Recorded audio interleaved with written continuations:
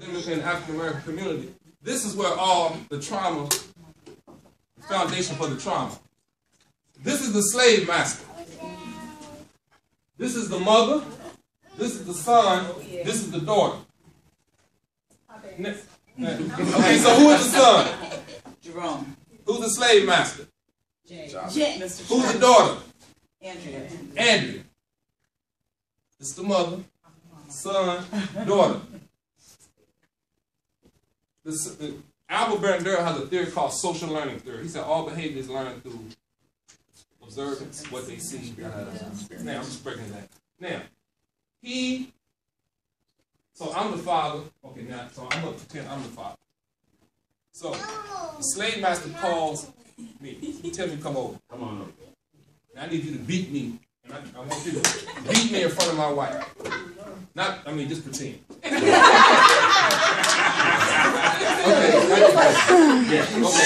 So now, we can't have none of this, okay? and really, she's in fear because I'm being annihilated in front of her. Now, she has how many children? Two. Her natural reaction is to protect who? The children. No. Her husband. No. Herself. No. What's the answer? Okay. Now, her natural reaction will be to take all her love and affection and provide it directly to her children. No. She's not going to do it to her children. No, her son. Why would she provide all her love and protection to the son? Because her husband is a man and he's being beat in front of her. Beat. So now, the daughter has to step up and help. And has to be the man. That's right. She's independent. She's successful. She goes to college. Yep. She graduates. Yep. She purchases a home. Yep. She purchases a car. She's successful. Yep. The nurturing by the mother spoils the young man. Yes. Right. Now we got 1.7 million men in prison who can't be a father, who don't know how to be a father, because the mother spoiled the young boy.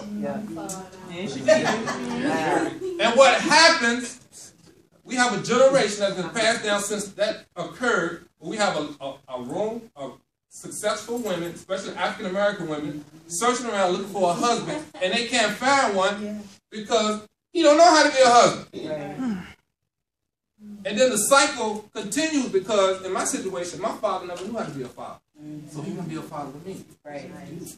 So I watched my father beat my mother from the age of 5 to 9. I was watching him cheat on her, come in drunk.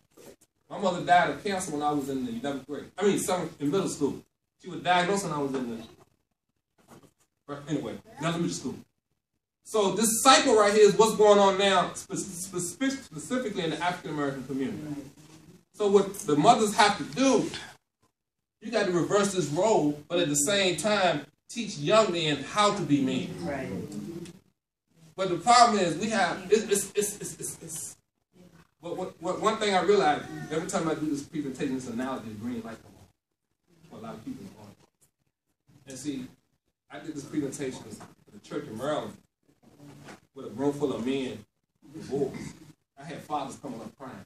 I'm sure. Because they went back to their constipation. Yes. I was telling Steve when I was in Baltimore, I was at Homeland Academy High School.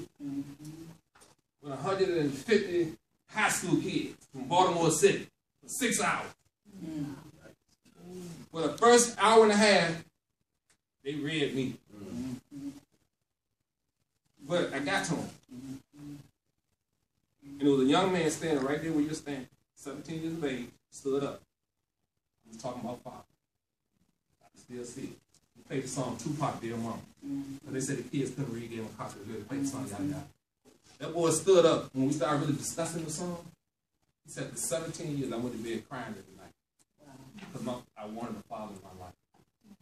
And he broke down. It's a thug, man. And all good. So you can imagine what happened after the dominoes went down. There was a row in the back. I couldn't break it. There was about 6 guys in the back. They would not break, but they got the message. So y'all have a seat. Give them a hand. Give them a hand. Give them a hand.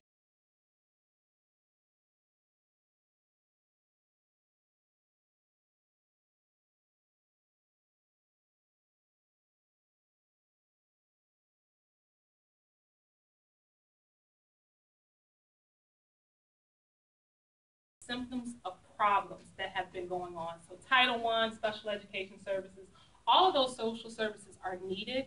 They're well-meaning. We need to have them. The problem I see is that we're not addressing the problem.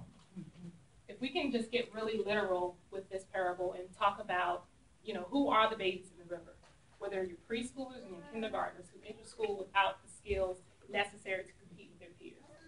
So there's a book called Inequality at the Starting Gate, and they speak to this point. And they say that there are kids who come to school underprepared, and then they're put into schools with limited resources that's lacking in an effort to really boost them up.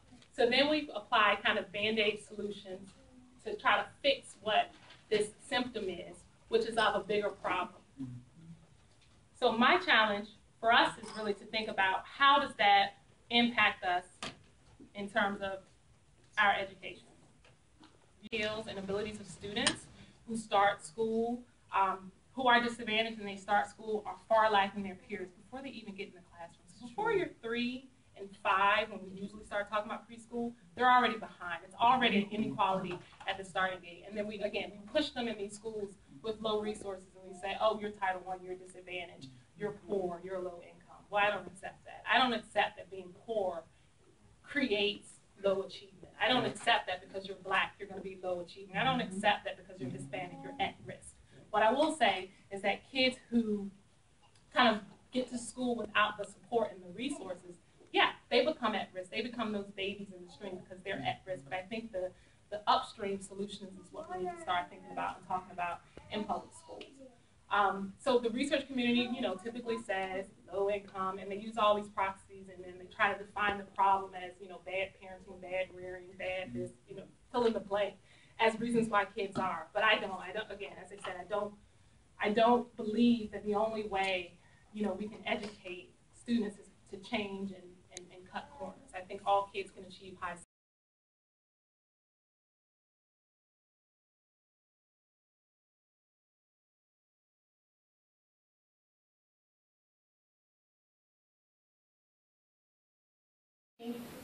I have a friend, and I really want you to chat with her a little bit.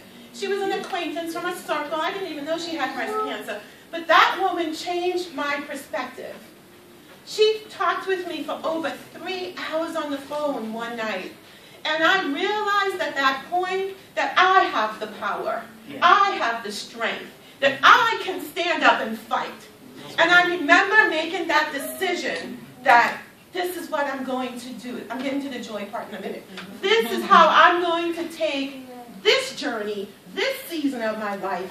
I was going to do it in joy. And so I decided every morning, and some days were good and some days weren't good, but when I put my feet down on the floor, I gave honor and praise to God, and I thanked Him for whatever He was going to do in my life. Because I had no idea. So I had surgery. I decided to do a mastectomy and did surgery, and it was a decision my husband and I made, and the healing was weeks, 7 weeks of healing. And I don't know how women do it. I don't know how they get up and go to work when they have to heal. And so I decided, I have grown children, and so in the midst of all of this, I said to my oldest son, who's an entrepreneur, I said, I realized teaching him that giving back is important. So I said, you know what? I am going to give back. And I've always done community work or volunteer somewhere, but I hadn't done it for quite a few years because remember, I'm so busy hustling, right? I got big dreams of going to the top. And so God had a different plan, but I was smart enough to stop and take heed and say, which direction do I need to go? So my son, I said, I made this decision in December of 2011. Like at the end of December. How many of you would have said, how many people would say, well, I'll wait till next year? Well, I decided, no, I'm going to do something, I'm going to do it right here in my community. So I went to Centera. I didn't even know that Potomac Hospital got bought out by Centera, like a few years before. But I decided I was going to give back to, in my community because it's important to me. Because I wanted to teach my son a lesson. And what's the best way you can teach your kids? By example.